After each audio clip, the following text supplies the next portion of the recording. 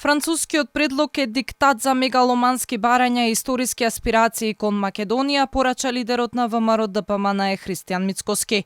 Додека Ковачевски уверува дека предлогот е далеку поповолен за нас, од ВМРО ДПМН обелоденуваат дека предлогот ги содржи сите бугарски барања, вклучително во учебниците да се вметне дека македонските револуционери биле бугари, а доколку не ја прифатиме променетата македонска историја, ќе бидеме подложни на вето. Според ВМРО ДПМН, ова не е никаков модифициран предлог, туку е истиот оној за кој беше кажано не во Брисел. Прифаќањето на ваквиот предлог подразбира целосно право на Бугарија да менува учебници и да ги пишува согласно бугарскиот диктат, а нашите деца во основното образование да учат според бугарскиот диктат или нема европска иднина. Прифаќање дека Гоце Делчев, дека Даме Груев, дека Јане Сандански и останатите херои револуционери биле бугари, дека македонскиот јазик е дијалект на бугарскиот.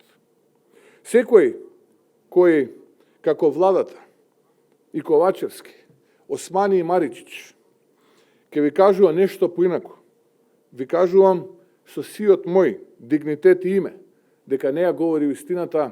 Мицкоски на пресконференција ги истакна двата за власта различни предлози во кои всушност има направено лингвистичка инверзија.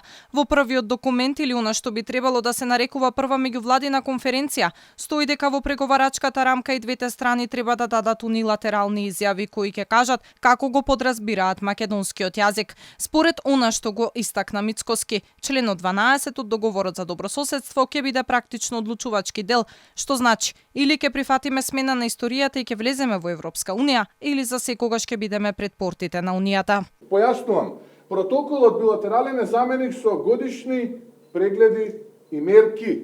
Мерки што подразбира мерки? Ако немате во учебниците променето дека Илинденското востание е македонско, односно Илинденско со бугарско преображенско, тогаш не сте превзела мерка и вие не можете да напредувате, односно ќе бидете подложни на вето. Тоа е мерка. ВМРО ДПМН се децидни во својот став. Велат нема да се прифати овој предлог и повикуваат дека е време на обединување.